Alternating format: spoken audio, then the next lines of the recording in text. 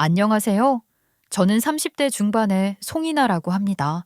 친정이 경제적으로 여유로워서 고생이라고는 모르고 자랐고, 그런 만큼 지금 돌이켜 생각하면 철도 없었던 것 같아요. 그렇게 철없이 살던 저였는데, 살다 보니 별일을 다 겪게 되고, 또 그런 일들을 겪으면서 철도 들고 그렇게 되더라고요. 한평생 아무 시련도 없이 평탄하고 평온하게 살 수만 있다면, 그게 제일 좋은 삶일까요? 잘 모르겠지만 그렇게 살 수 있는 사람이 거의 없다는 건 확실히 알 것 같아요. 그렇게 살 수 있는 사람이 어디 있겠어요? 그렇지 않나요? 살다 보면 이런 일 저런 일 겪으면서 사는 거고, 저도 그런 일들을 겪고 보니 그게 꼭 나쁜 것만은 아니라는 생각이 들기도 해요. 물론 그 일을 겪을 당시에는 정말 참을 수 없는 온갖 감정들 속에서 힘들었지만, 지나고 보니 그런 일들을 통해 배우고 느낀 것들도 있다 싶어요. 그래서 그런 제 경험을 나누고 싶은 생각에 이렇게 제 이야기를 시작하게 된 것 같아요. 제가 원래 남한테 아쉬운 소리 하는 것도 싫어하지만 시시콜콜 제 이야기를 잘 하는 스타일이 아니기도 하거든요. 그래서 이렇게 제 이야기를 자세하게 하는 게 좀 어색하기도 하고 낯설기도 한데 그래도 용기를 내보겠습니다. 제 이야기를 들어주시는 분들이 계시다는 생각으로 말이에요. 제가 친정이 경제적으로 여유로웠다고 말씀드렸었잖아요. 친정뿐만 아니라 친가나 외가도 형편이 좋았어서 엄마, 아빠도 큰 고생 없이 사셨다고 할 수 있을 것 같아요. 그런데 엄마는 평생의 한이라고 하는 게 있거든요. 엄마는 미술이나 음악 같은 예술 쪽 전공을 하고 싶었다는데 외할아버지가 공부도 잘하는 애가 무슨 그런 걸 하겠다고 하냐고 반대를 너무 심하게 하셔서 못했던 거예요. 그게 평생의 한인 사람이랍니다. 그래서 저한테는 어렸을 때부터 엄마가 밀어줄 테니까 하고 싶은 걸 해보라며 미술 선생님도 꾸준히 붙여주시고 악기도 이것저것 배우게 하셨는데 전 다 흥미가 없었어요. 그리고 사실 예체능도 제대로 하려면 공부하는 것보다 더 빡세다는 걸 잘 알고 있었거든요. 그래서 더 하기가 싫었던 것 같아요. 거듭 말씀드리지만 고생을 모르고 자라서 힘든 걸 잘 못 참는 성격이었어요. 제가 생각해도 참 철딱선이 없었던 거죠. 그래서 엄마가 그렇게 소원하던 음대, 미대 안 가고 그냥 적당한 학교, 적당한 전공, 적당한 회사에 취직했답니다. 그래도 회사는 다녀보니 일이 재밌어서 다닐만 했어요. 회사를 다닌 지 몇 년 됐을 무렵 대학 때부터 만나던 남자친구와 헤어지게 됐어요. 결혼 이야기가 오갈 즈음 헤어지게 된 거죠. 부모님도 남친의 존재를 알고 계셨기에 헤어졌다고 말씀드렸는데 부모님은 차라리 잘 됐다.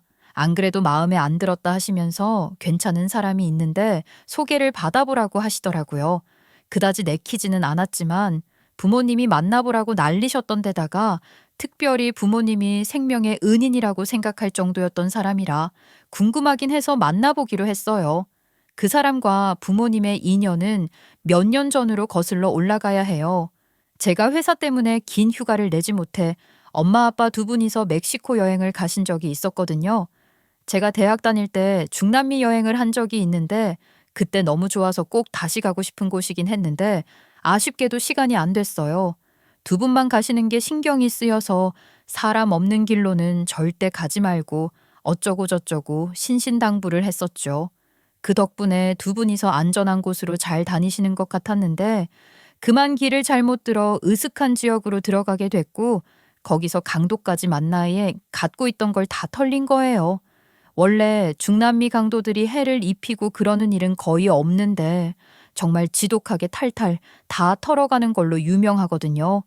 엄마 아빠도 다친 곳은 없지만 우선 태어나 처음 만나는 강도였으니 놀라셨을 테고 거기에 휴대폰, 카드, 현금 다 털렸으니 그야말로 망연자실해 있었던 거죠. 그때 도움을 줬던 사람이 바로 제가 선을 보게 될 사람이었어요. 그 사람은 일 때문에 멕시코에 체류 중인 사람이었고 그 덕분에 엄마 아빠에게 큰 도움이 될 수 있었다고 해요. 엄마 아빠는 여행에서 돌아와서도 그 사람 이야기를 정말 많이 하셨어요. 타지. 그것도 그 흉흉하다는 멕시코에서 만난 은인, 귀인이었으니 두 분은 이후로도 그 사람과 종종 연락을 하시는 것 같더라고요. 그러다가 엄마 아빠가 여행을 다녀오신 지 1년쯤 지났을 때 엄마 아빠가 또 그 사람 이야기를 했는데 그 사람이 한국에 들어왔다고 그래서 만나기로 했다는 이야기를 하셨던 적도 있었죠. 그렇게 제가 실제로 만난 적은 없었지만 이야기를 많이 들었던 사람이긴 했어요. 이전에도 엄마 아빠가 같이 만나러 가자고 몇 번 권한 적도 있었지만 저는 됐다고 했었거든요. 어쨌든 제가 남친이랑 헤어졌다고 하니 부모님께서 오히려 반가워하시며 그 사람을 소개시켜 주겠다고 하셨던 거였어요. 여전히 썩 내키지는 않았지만 헤어진 전 남친이 일주일도 안 돼 새 여친이랑 돌아다닌다는 것을 알고 있었기에 열받아 있는 상태이기도 해서 만나보기로 했답니다.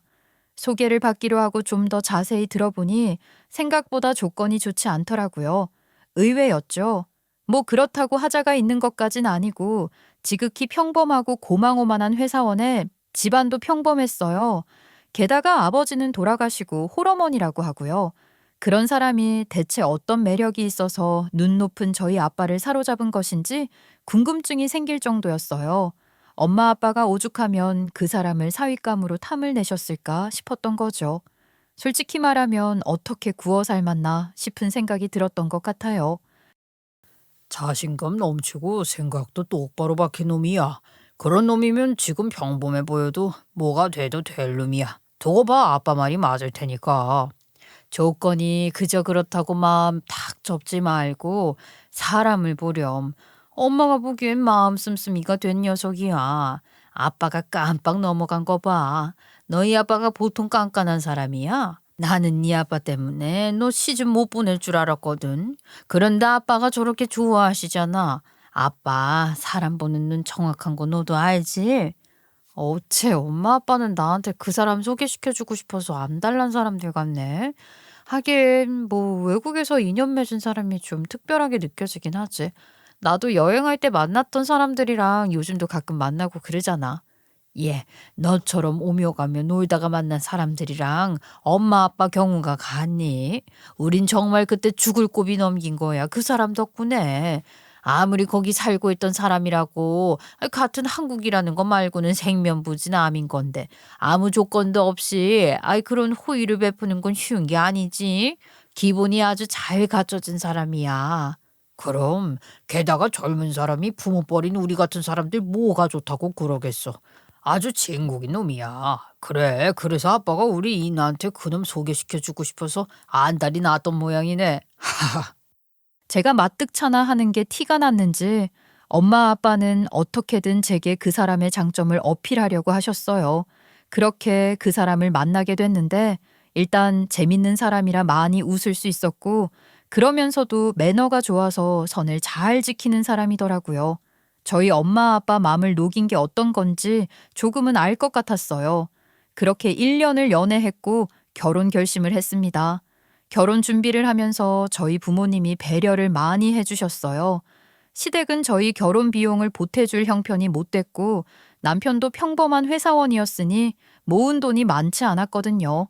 그래서 신혼집도 저희 집에서 장만해줬어요. 상황이 그쯤 되면 시댁에서 뭐랄까 좀 굽히고 들어올 만도 하다고 해야 할까요? 제가 너무 대놓고 말했나요?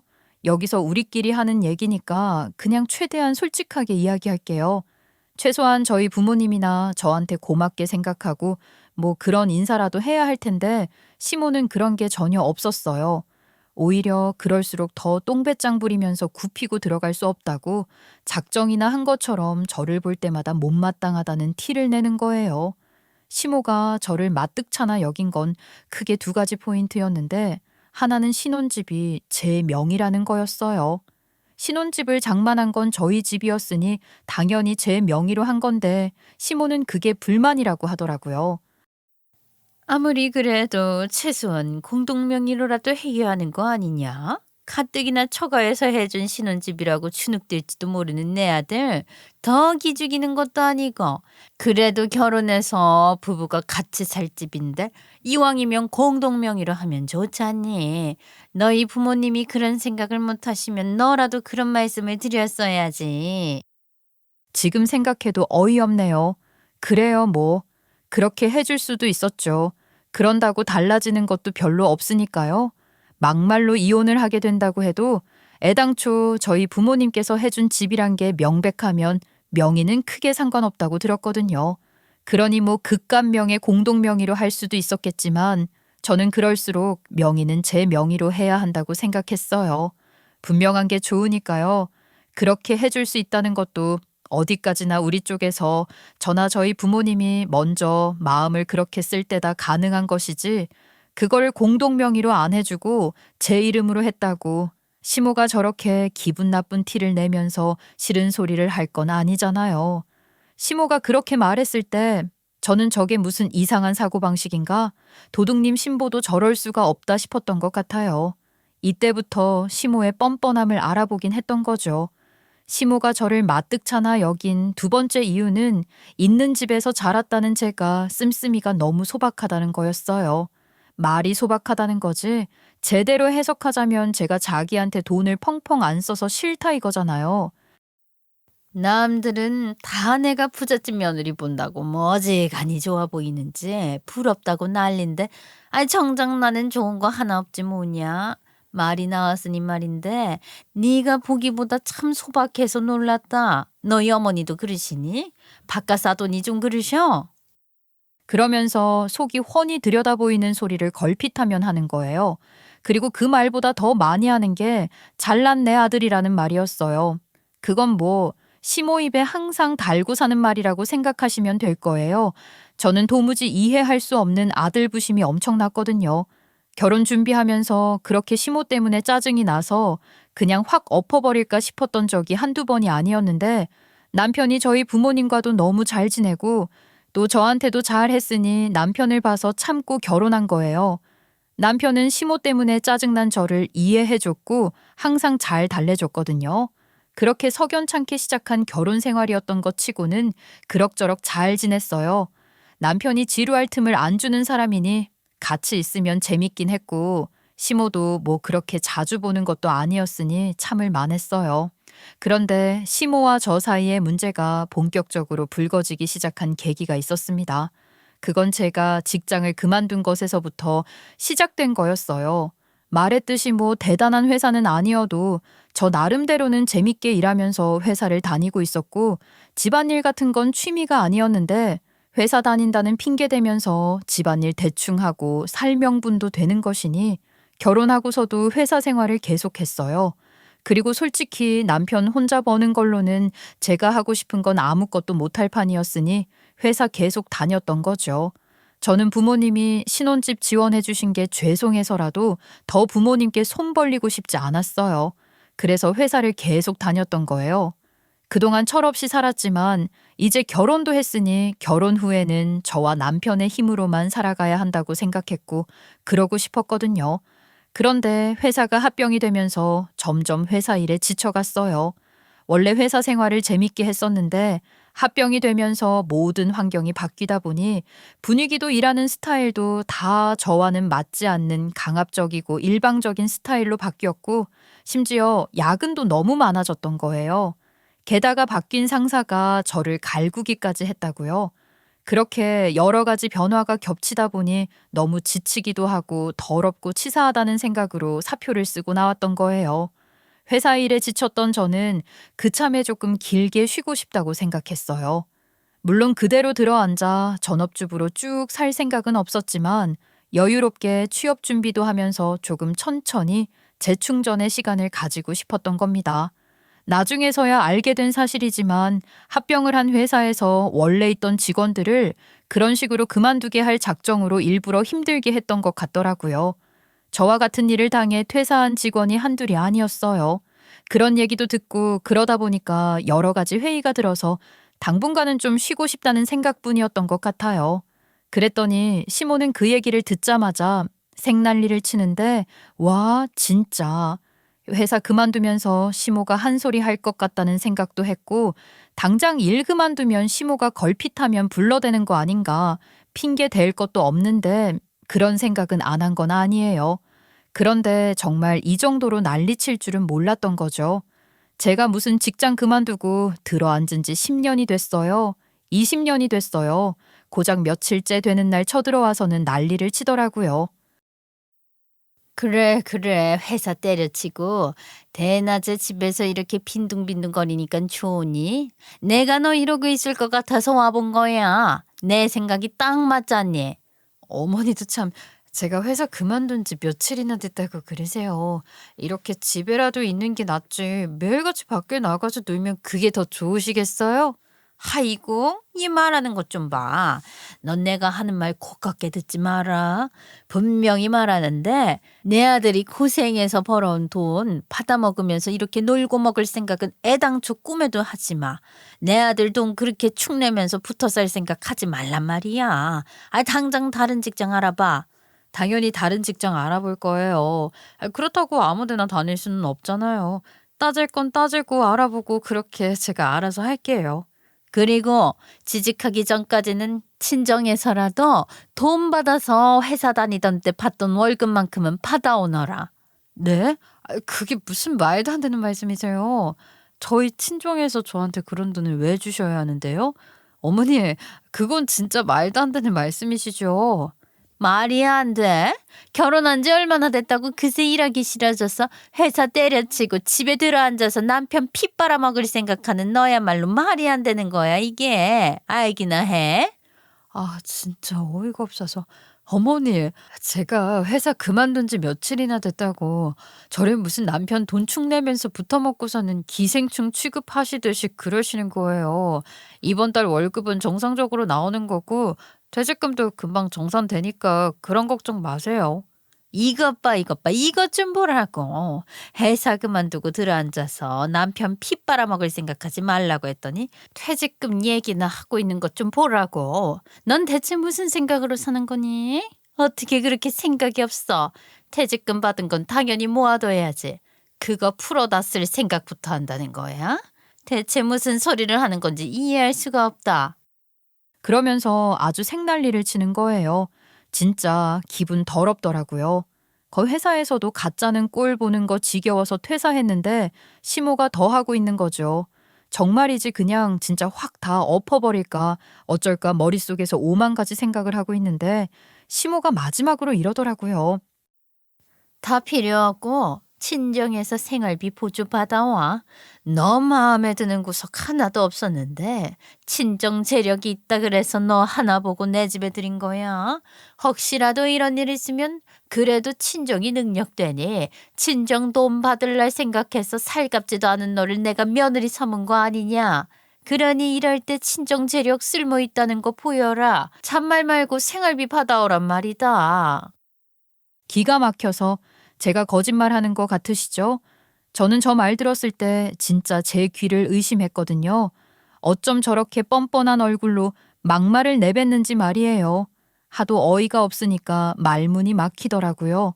하긴 저렇게 무식하고 뻔뻔하게 나오는데 뭐라고 한들 소용없는 거죠. 아무 말 안 했고 당연히 친정에 그딴 부탁 같은 것도 안 했어요. 시모가 그딴 식으로 나오니 남편도 곱게 보이지 않더라고요. 결혼 준비할 때도 시모 때문에 짜증날 때마다 남편이 저를 달래고 제 편을 들어줘서 참고 결혼을 강행했던 거라고 했잖아요. 결혼 중에도 그럴 일들이 이렇게 많고 많았던 거예요. 그래도 뭐 어쨌거나 남편이 제 앞에서는 완벽하게 제 편을 들어주면서 저를 다독이려고 최선을 다하는 것 같긴 했어요. 그러니 제가 그딴 어이없는 소리를 들으면서도 참고 살았던 거 아니겠어요? 지금 이 글을 쓰면서 무슨 일이 있었나 떠올리고 있는데 제가 이걸 다 참고 살았다니 스스로 대단하다 싶어요. 제가 원래 이런 걸 참는 성격이 아닌데 말이에요. 그런데 얼마 후 남편마저 제 신경을 긁는 일이 생긴 겁니다. 제가 무슨 생각으로 참고 살고 있는 건지 모르는 건지 남편이 어이없는 소리를 한 거예요. 무슨 엄청난 대박 투자건을 잡았다며 슬그머니 돈 얘기를 꺼내더라고요. 진짜 확실한 투자란 말이야. 돈만 있으면 돈 있는 대로 넣고 싶은데 내가 넣을 수 있는 게 얼마 없어서 안타까워 죽겠어. 넣기만 하면 대박인 건데 진짜 이건 정말 적게 넣으면 적게 넣을수록 손해인 거야. 바보 되는 거라고. 그럼 뭐해. 투자할 돈이 없으면 못하는 거지. 나는 일단 빚내서 투자하겠다는 생각 자체를 별로 좋게 안 봐. 그러니까 내가 빚 안 내려고 자기한테 말하는 거잖아. 자기 퇴직금 그거 그냥 그렇게 묻어둘 거야. 그러지 말고 나 믿고 투자 한번 안 해볼래? 내 퇴직금에 군침 흘리려고 하는 소리면 넣어도 내 퇴직금 징적에 묶어놨고 난 그거 건드릴 생각 전혀 없어. 그럼 장모님한테 투자 좀 받을 수 없을까? 자기가 장모님께 한번 슬쩍 여쭤봐주면 어때? 진짜 아까워서 그래, 아까워서. 내가 오죽하면 이러겠냐. 솔직하게 말할게. 난 사실 자기가 지금 뭐 이렇게 난리치면서 엄청난 투자 어쩌고 하는 것부터 믿음이 안 가. 그런 거 다 위험하고 뭐 그런 거 아니야? 게다가 가진 돈으로 하는 것도 아니고 여기저기 손까지 벌려가며 하겠다는 건 더 싫어. 내 퇴직금 넘볼 생각 말고 우리 엄마한테 손 벌릴 생각도 하지 마. 아유, 어림없어. 그렇게 확실하게 못을 박아뒀어요. 그런데도 남편은 미련을 못 버리고 친정엄마한테 직접 가서 진짜 확실한 투자라며 저한테 말한 것처럼 그렇게 부탁을 해 기어이 엄마 돈을 받아온 거예요. 엄마가 남편한테 돈 해줬다고 했을 때 저는 바로 꼭지 돌았거든요. 내가 그렇게까지 말했는데도 내 말 무시하고 나 몰래 엄마한테 혼자 와서 엄마 구슬려 돈 받아갔다는 거야? 나 절대로 용서 못해? 엄마, 나 당장 이혼할래. 말리지 마. 그러면서 난리쳤다니까요. 그랬더니 친정엄마가 말리는 거예요. 엄마는 엄마대로 여러 가지를 생각해서 그렇게 하신 거였더라고요. 나라고 그 투자라는 게 믿어서 그 돈 빌려준 거 아니야. 너 퇴사한 걸로 너희 시어머니가 난리치면서 친정에서 생활비 받아오라고 했었다며. 이참에 너희 시어머니한테 점수도 좀 따고 잘 지내보라는 의미로 준 건데 네가 이렇게 나오면 엄마가 뭐가 되니. 그러니까 진정하고 일단 좀 앉아봐. 그때 시모가 어이없는 소리 할 때 저는 당연히 엄마한테 돈을 받진 않았지만 시모가 그러고 나오더라는 걸 엄마한테 일러 바치면서 시모 욕은 했었거든요. 전 진짜 시모 어이없어서 엄마한테 시모 욕을 한 거였는데 엄마는 같이 욕을 해주면서도 한편으론 마음이 불편했던 모양이었어요. 엄마가 그렇게까지 말하니 더 이혼하겠다고 날뛸 수도 없고 별 수 없이 엄마한테 고맙다고 했죠 뭐. 그리고 남편한테 확실히 말했어요. 아, 그놈의 확실하다는 그 투자 잘못되기만 해봐. 그땐 진짜 이혼이야. 엄마 때문에 딱 한 번 넘어가는 거야. 그렇게 알아. 그러면서 눈 한 번 찢어주고 말았답니다. 말만 그렇게 한 게 아니라 진짜 잘못되면 끝이란 생각으로 벼르고 있었는데 웬일이래요. 그놈의 투자가 진짜 대박이 났다는 거예요. 어쩐 일인가 싶으면서도 또 미심쩍기도 하고 뭐 어쨌든 하여간 성공했다고 하니 엄마 돈부터 갚으라고 했죠. 뭐 제 돈도 아니고 엄마 돈 빌려서 한 거니 제가 내놓으라고 할 처지는 아니지만 그렇게 투자에 성공했다면서 정작 저한테는 가방 하나 사주질 않더라고요. 그래서 제가 일부러 남편을 한번 떠보기도 했어요. 그렇게 엄청난 대박이 났다면서 뭐 없어? 나한테 떨어지는 콩고물 같은 거 없냐고. 대박 났다길래 차부터 바꿔줄 줄 알았더니 그러지도 않고 말이야. 의외네? 아, 나도 마음이야 굴뚝같이. 자기 말처럼 차도 바꾸고 싶고 당신이랑 장모님이랑 가방도 하나씩 사주고 그렇게 기분 내면 나도 얼마나 좋겠냐. 근데 지금 그럴 때가 아니야. 더 큰 이익을 낼 수 있으니 이럴 때 바로 또 더 투자를 해야 하는 거라고. 나는 이제 투자가 뭔지 좀 알 것 같아. 자기는 내가 이렇게 말해도 잘 모르겠지만 말이야. 그러면서 저를 뭐 아무것도 모르는 사람 취급을 하길래 살짝 짜증이 나긴 했지만 지 돈지가 불리겠다는데 뭐라고 할 수도 없고 그래 제발 그렇게만 되라 싶은 마음도 있었던 것 같아요.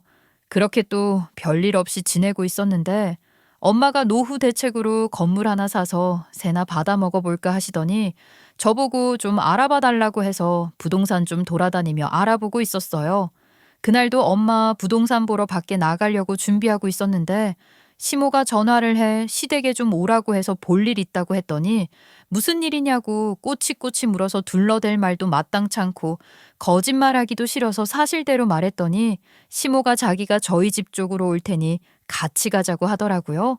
괜찮다고 했는데도 기어이 집까지 쫓아와서 울며 겨자 먹기로 시모와 같이 갔더니 이것저것 훈수를 두기 시작하는데 시모가 하는 소리 뭐 하나 제대로 된 것도 없고 들을 것 하나 없는 쓸데없는 말들 뿐인 거예요.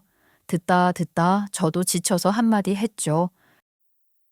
아니, 어머니 건물도 아닌데 뭘 그렇게 관심이 많으세요?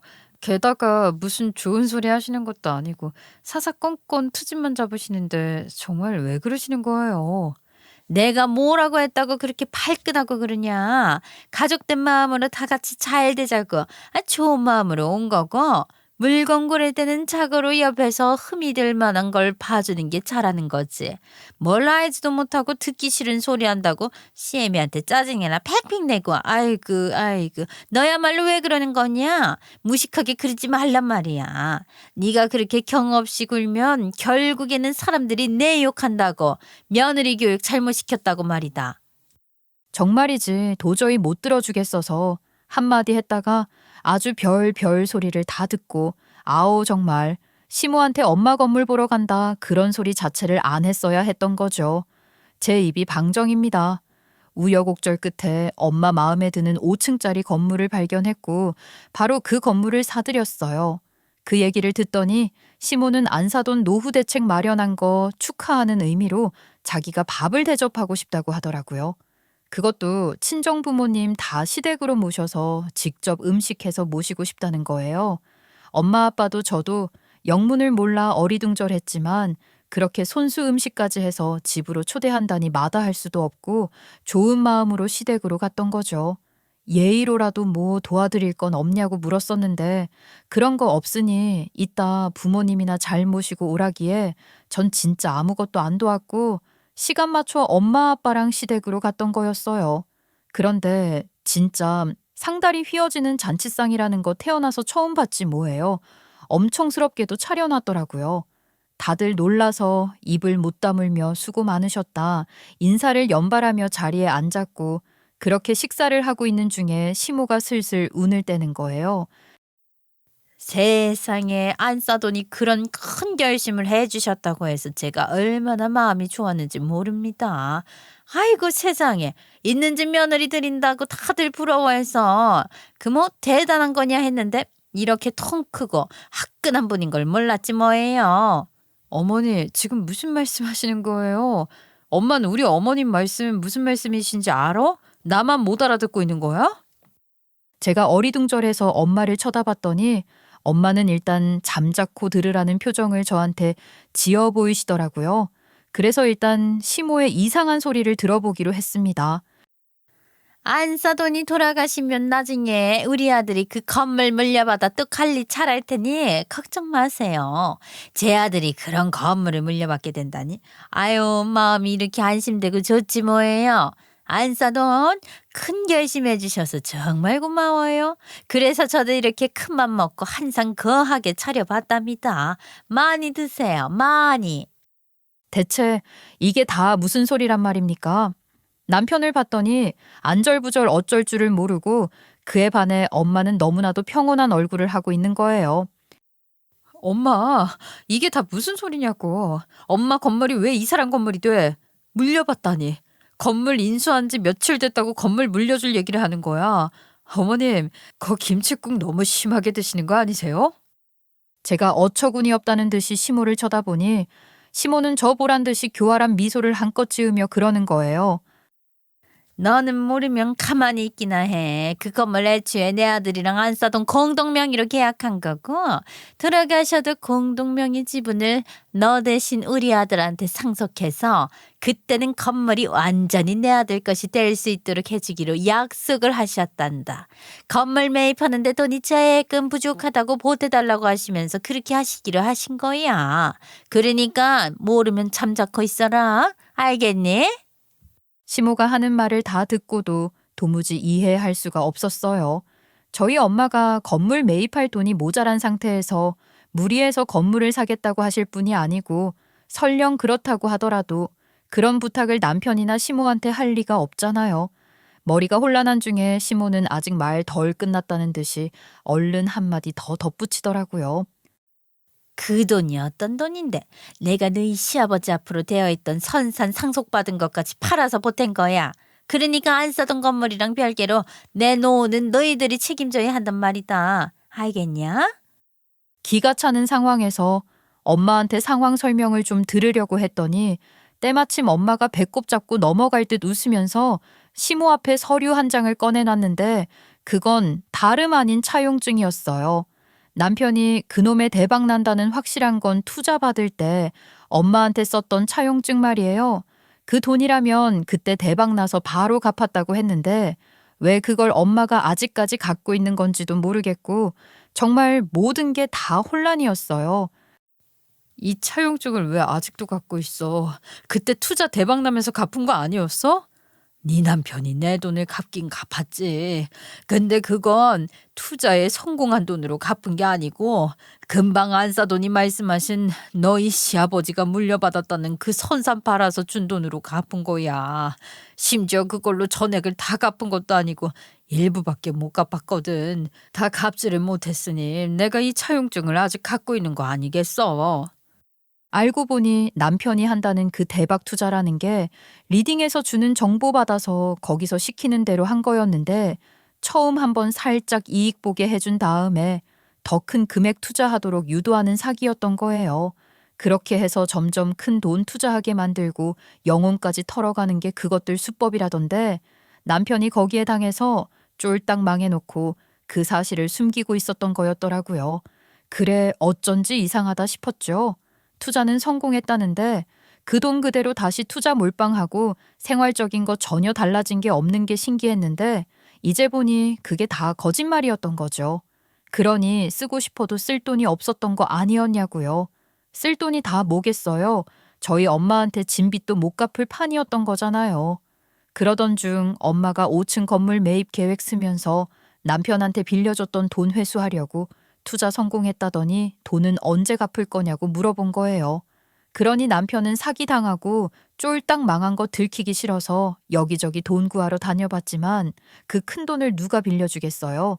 결국 돈 못 구하고 친정엄마 앞에 찾아가서 이실직고하고 무릎 꿇었다는 거예요. 그러니 사위라면 깜빡 죽던 우리 엄마도 불같이 화를 냈고 사기를 당했다고 하니 어이없고 답답한 데다가 그거 숨기겠다고 거짓말하며 어떻게든 상황 모면하려고 했던 게 더 괘씸해서 더 이상 사위고 뭐고 봐줄 수 없다고 판단해 기한 내 상황을 요구하고 나온 거였습니다. 그러니 발등에 불 떨어진 남편이 시모가 시부에게 받은 선산 땅을 생각해냈는데 사실대로 말하면 시모가 그거 팔아 돈 만들어줄 리가 없으니 시모한테 거짓말을 해 돈을 받아낸 거예요. 남편이 시모에게 했다는 그 거짓말이라는 건 이미 시모가 말했으니 제가 다시 설명하지 않아도 아시겠죠? 기가 막혀서. 그렇게 받아낸 돈으로도 친정엄마한테 빌린 돈 전액을 갚을 수는 없었기에 일부 상환만 된 상태로 친정엄마한테 싹싹 빌어서 남은 돈 상환 기한은 조금 더 연장을 받기로 했던 거였다고 해요. 그리고 친정엄마는 그 기한만 제대로 지킨다면 별말 없이 넘어가기로 하고 저한테는 따로 알리지 않았던 거죠. 그 돈 빌려준 것만으로도 제가 이혼하겠다고 그 난리를 쳤었으니 엄마 입장에서는 엄마 때문에 괜한 불화 만들고 싶지 않았던 거였을 거예요. 친정엄마 이야기를 듣고서야 제대로 된 사실관계를 확인한 시모는 그제야 상황 파악을 했나 본데 바로 현실 부정 들어가더라고요. 아니야. 그럴 리가 없다. 그럴 리가 없지. 그렇지? 지금 안 싸더니 뭘 한참 잘못 알고 이상한 소리를 하는 거지? 그렇지? 야 이놈아 제대로 말을 해. 아니라고 똑바로 말하란 말이야. 시모가 남편을 붙잡고 소리치는데 그럼 뭐 해요? 남편 놈이 할 수 있는 말이 없을 텐데 말이에요. 그러니 할 말 없는 남편은 아무 말도 못하고 방바닥만 보고 있더라고요. 그 모습을 보고 시모가 남편 머리를 방바닥에 내리치더니 이내 머리채를 휘어잡아 올리며 발악하기 시작하는 거예요. 이놈아 왜 말을 못하니? 아니라고 말해야지 왜 아무 말도 못해? 네가 지금 아무 말도 못하면 지금 저 말이 다 사실인 게 되는 건데 그건 아니지. 그러면 안 되지. 그러니까 빨리 아니라고 말하란 말이야 이놈아. 네가 건물주 된다고 해서 내가 선승까지 팔아서 해준 돈이야. 근데 그 돈을 홀라당 빚 갚는 데 썼다고? 아이고 이제 어떡하란 말이냐. 내가 못 살아. 나는 이제 못 산다. 어쩌라는 말이야. 시모는 목이 쉴 정도로 고래고래 소리 지르며 난리를 치는 거죠. 뭐 그건 그럴 만하다고 생각해요. 시모 입장에서는 하루아침에 시부 문중에서 대대로 내려오던 선산을 날려버린 거잖아요. 그것도 남편도 거짓말에 속아서 말이에요. 그러니 분하겠죠. 분함을 참느라 휘어잡은 남편 머리채를 잡은 곳에 힘이 더 들어갔을 테고 감정이 격해지니 아들이고 뭐고 없이 사정 없이 뜯어대기 시작하니 남편이 그 와중에 아프다고 소리를 치면서 그러는 거예요.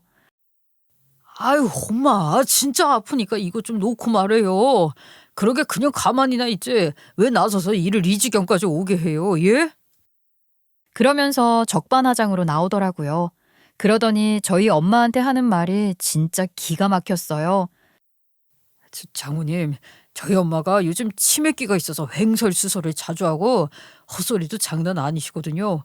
장모님께서 좀 이해하시고 노여움 푸세요. 오해입니다. 제가 그렇게 거짓말한 게 아니에요. 저희 엄마가 이 정신이 오락가락해서 저러시는 겁니다. 하면서 시모 배신하고 지 혼자 살겠다고 저희 엄마 마음 돌리느라 정신없는 거예요. 그놈 그러고 있는 꼴 더는 못 봐주겠는지 친정엄마가 한마디로 결론 낸 거죠. 처음부터 사돈 되실 분 교양이 걱정되긴 했어도 사위 하나는 제대로 된 놈이라 생각해서 결혼시켰는데 사위놈까지 이 모양이니 이런 집구석이랑 계속 가족으로 엮여 살긴 힘들 것 같군요. 애들 당장 이혼시키겠습니다. 너 이 자식은 그렇게 알고 빌린 돈이나 빨리 갚어. 그러니 시모는 남편 머리채를 잡은 채 그대로 기절하더라고요. 그게 쇼든 진짜든 관심 없고 친정 부모님과 저는 그 인간들 꼴 보기 싫어서 바로 시댁에서 나왔어요. 그리고 저는 그 길로 친정으로 들어갔죠. 그리고 이혼 소송에도 들어갔습니다. 사실 소송이고 뭐고 그런 것도 다 귀찮고 남편 놈도 더 이상 소용없다는 거 알 테니 단념하고 이혼 받아들일 줄 알았는데 위자료 줄 돈 없다면서 합의 안 해준다고 버티기는 꼴 보기 싫어서 소송한 거예요. 우선 남편은 제게 투자 사기 당한 사실을 숨기고 성공했다며 거짓말을 했고 엄마 돈을 갚는 과정에서도 시댁에서 돈을 만들어 왔다고 했으나 알고 보니 그것 또한 자기 엄마 상대로 거짓말을 해서 말하자면 일종의 사기를 쳐서 받은 돈이었는데 그러면서 엄마가 말한 적도 없는 건물 공동명의에 유산 상속 운운하며 엄마를 팔아서 시모에게 사기를 친 거였죠. 대체 몇 겹으로 거짓말에 거짓말을 쳐댄 건지 말입니다. 시댁과 친정엄마 사이에서 그딴 짓을 저지르며 있는 돈까지 다 날린 남편을 유책 배우자로 만드는 건 그리 어렵지 않았어요. 금전 관계에 대한 증거들도 명백했으니 말이에요.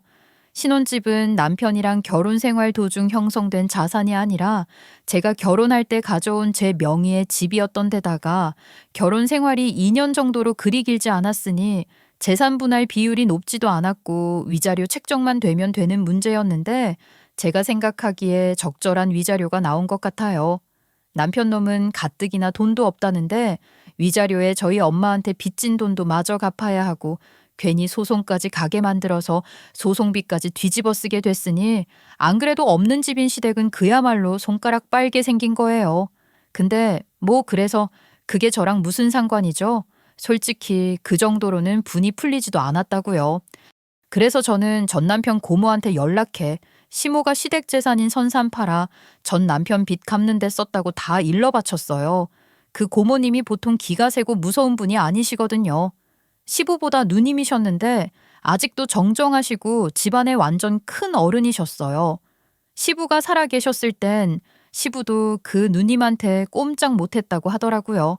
선산이라는 게 문중 재산인 건데 족보에 따라 시부가 관리만 하고 있던 거라고 봐야 하는 거잖아요. 시모가 잘 갖고 있다가 다시 남편이 물려받아 이어가야 할 것인데 그걸 두 모자가 홀라당 해먹은 거죠.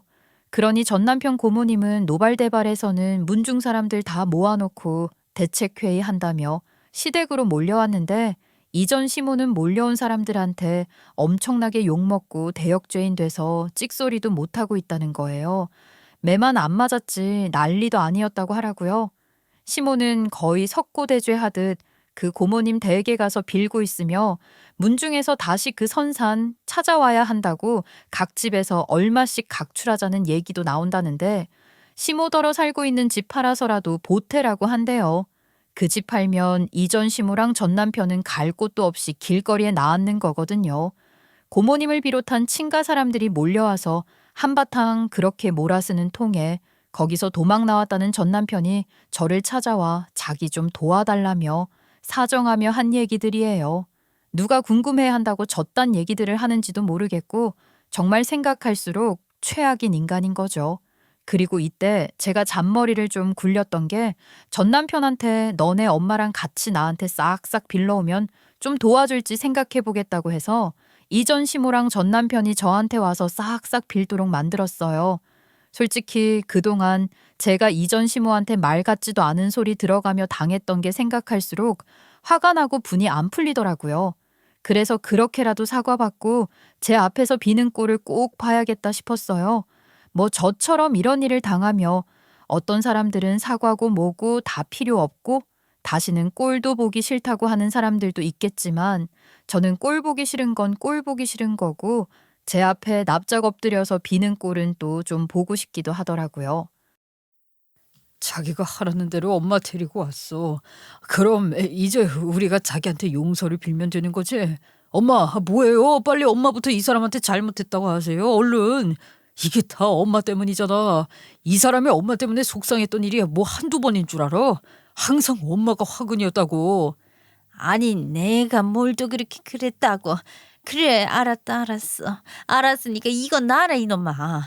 이 아가 네가 그래도 우리가 너한테 잘못했다고 용서를 구하면 생각을 해보겠다고 마음을 크게 써줬다는 이야기를 듣고 내가 얼마나 고마웠는지 모른다. 네가 그동안 나 때문에 마음고생도 많고 힘들었을 거야. 그치? 미안하다. 내가 정말로 잘못했어. 이제 다시는 그런 일로 엮일 일도 없겠지만 우리 한 번만 도와주면은 내가 너를 평생 은인으로 생각하면서 고마운 마음 갖고 살 것 같아. 아유 그러니까 마음 풀고 우리 좀 도와다오. 아니 그런 식으로 말씀하시는 건 의미가 없죠. 그렇게 뭉뚱그려서 다 잘못했다. 미안하다. 그런 소리야 누가 못해요? 뭘 잘못하셨다는 건지 뭐가 미안하신 건지 그렇게 제대로 말씀하시는 걸 듣고 싶네요. 엄마 진짜 이럴 거야? 내가 그렇게 얘기를 했는데 말을 이런 식으로 하면 어떡해. 내가 다 말해줬잖아. 그동안 엄마가 이 사람 괴롭혔던 거 내가 얘기해준 거 있지? 그런 거 다 얘기하면서 제대로 사과를 해야 할 거 아니야. 자기야, 일단은 엄마 말을 더 좀 들어줘. 제대로? 그래. 아유 내가 너를 그러니까 처음부터 못마땅하게 여기고 결혼 준비할 때부터 싫은 소리 많이 했던 거 미안하게 생각한다. 아이 주변에서 다 며느리 잘 보는 거라고 난리들 아니었냐. 그래서 나도 모르게 욕심이 과했던 모양이야. 괜한 심술에 너한테 그랬던 거 사과하마. 미안하다 얘. 그리고 그거 있잖아. 그거 이 사람 회사 그만뒀을 때 엄마가 쌩 난리쳤던 거 그 얘기도 해요. 아이 얼른. 아이 그래 그때도 말이다. 능력 있는 네가 그렇게 집에서 가진 재주 썩히면서 있는 게 내가 안타까워서 그런 거야. 내가 그러면 네가 얼른 네 능력 발휘할 수 있는 일자리도 찾지 않겠다 싶었거든. 기가 막혀서. 말이 되는 소리를 좀 하세요. 그런다고 사람을 무슨 남편이 벌어오는 돈 받아먹고 살려는 기생충, 남편 피 빨아먹는 거머리 취급을 해요? 내가 정말 그때만 생각하면 지금도 피가 거꾸로 솟아요. 그러니 이제 와서 그런 일들을 왜 자꾸 들춰내려고 하는 거야. 아유 다 잊어주렴. 내가 이렇게 잘못했다고 빌지 않니? 차라리 내가 무릎이라도 꿇으마. 그럼 되겠니? 고모님 댁 가셔서 석고대자 하셨다더니 무릎 꿇는 것쯤은 이제 일도 아니신가 봐요. 아이고 얘 말도 마라. 그 형님 어떤 분인지 너도 잘 알지? 아유 내가 아닌 게 아니라 요즘 정말로 딱 죽을 지경이야. 이러다가 내 명예 못 죽지 싶어. 오죽하면 내가 너한테 와서 이렇게 필 생각을 다 하겠니? 아유 그러니까 제발 좀 도와다오. 우리 그 집 팔면 진짜로 길거리에 나앉아야 해. 그렇죠. 길거리에 나앉을 지경은 되어야 저한테 이렇게 빌러올 마음이 생기는 거겠죠. 그런 사람들한테 제가 무슨 좋은 마음이 생겨서 도와주겠어요. 그렇지 않나요? 아 진짜 엄마는 왜 자꾸 말을 이상하게 하고 그래요. 자기야 그게 아니고 내가 말을 할게. 내가 다 잘못했어. 다 내 잘못이지. 애당초 내가 그런 사기만 안 당했어도 엄마한테 그런 거짓말할 필요도 없었을 텐데 내가 죽일 놈이야. 내가 그렇게 죄 많은 놈인데 나 때문에 고생만 하고서는 우리 엄마가 이혼세 길거리에 나왔는 걸 내가 어떻게 보겠어. 제발 부탁해. 자기만 마음을 돌려주면 장모님도 마음 좀 풀어주시지 않겠어? 큰 거 안 바랄게. 살집만이라도 지킬 수 있게 도와줘. 부탁이야. 찌질한 새끼. 이제야 네가 나서냐? 너는 진짜 잔머리만 굴리는 야비한 저질이야 저질. 여기까지 와서도 네 엄마 뒤에 숨어서 묻어갈 생각부터 했냐? 네가 인간이야? 그러면서 요 입으로는 세상 효자인 척하는 거 진짜 역겨워. 지금까지는 대충 그런 식으로 하면 속아주는 사람들이 많았을지 모르지만 난 아니지? 난 이제 너란 새끼를 너무 잘 알거든. 아무리 그래도 어떻게 이 새끼 저 새끼 너 정말 해도 너무하는 거 아니냐? 네, 그러니까 다시는 저한테 이딴 부탁하러 오지 마시라고요. 아시겠어요? 아니야. 뭐라고 해도 돼. 더한 욕도 해도 돼. 그러니까 제발 좀 도와주라. 용서를 구하라고 하면 무슨 소리를 하려나 궁금했던 건데 아우 이것도 재미없다. 그만할래. 너 같은 인간이랑 다시는 상종도 하기 싫으니까 너희 엄마 모시고 꺼져. 더 험한 꼴 보기 싫으면 말이야. 엄마 건물은 두고 볼수록 잘 샀다 싶어요. 최종 선택은 엄마가 한 거지만 제가 엄마한테 소개한 건물이었기에 엄마도 저한테 제법이라며 대견해하고 신기해하셨답니다. 그러면서 제게 건물 관리를 맡아보라고 하셨거든요. 근데 제가 정중하게 고사했어요. 엄마가 충분히 관리하실 수 있으신데 괜히 저한테 뭐라고 맡겨주려고 하시는 걸 잘 알고 있기도 했고 이제 저도 철 좀 들어야 하지 않겠어요? 이번에 엄마 건물 고르면서 느꼈는데 부동산 쪽이 생각보다 재밌더라고요. 그래서 정식으로 공부해서 자격증도 따고 신혼집이랑 위자료를 종자돈 삼아서 부동산 투자를 정식으로 해볼까 싶기도 해요. 아직 확정된 건 아무것도 없지만 일단 공부부터 시작해볼 생각이에요. 답 없는 인간들이랑 재수없게 엮여서 이혼이란 걸 겪게 됐지만 그 기회로 저도 열심히 성실하게 사는 삶에 대해 깨달은 바가 크답니다. 이렇게 철이 드는 것인가 싶기도 하고 말이에요. 여러분, 제 이야기 들어보시니 어떠세요? 제가 처음에 말씀드렸던 것처럼 살면서 이런 우여곡절, 이런 별일을 좀 겪으며 사는 것도 나름대로 괜찮다 싶지 않으신가요? 저는 너무나 다행이고 감사하게도 누구 하나 상한 사람도 없고 재산을 잃은 것도 아니고 이혼했다는 흠 하나 달긴 했지만 사실 뭐 제 잘못도 아니고 흠이라고 생각하지도 않아요. 그것보다 몇 배는 큰 상을 받았다고 생각합니다. 저희 부모님도 처음에는 두 분께서 소개해서 하게 된 결혼으로 제가 이런 일을 겪게 됐으니 미안해 하셨는데요. 제가 이렇게 씩씩하고 강해진 걸 보시고는 너무 좋아하세요. 오히려 잘 됐다. 이번에도 그렇게 말씀하시더라고요. 오히려 잘 됐다는 말이 참 좋은 말인 것 같아요. 혹시 힘든 상황에 있거나 뜻하지 않은 나쁜 일에 닥친 분들도 계실 거예요. 그렇지만 그 일을 계기로 더 좋은 일들이 생길지도 모르니까 너무 빨리 낙담하진 마세요. 여러분들도 저처럼 오히려 잘 됐다고 하시게 될지 모르잖아요. 오늘 제 이야기 끝까지 들어주셔서 정말 너무 감사드리고요. 여러분들 하시는 일들도 모두 다 잘 되길 바랄게요. 감사합니다.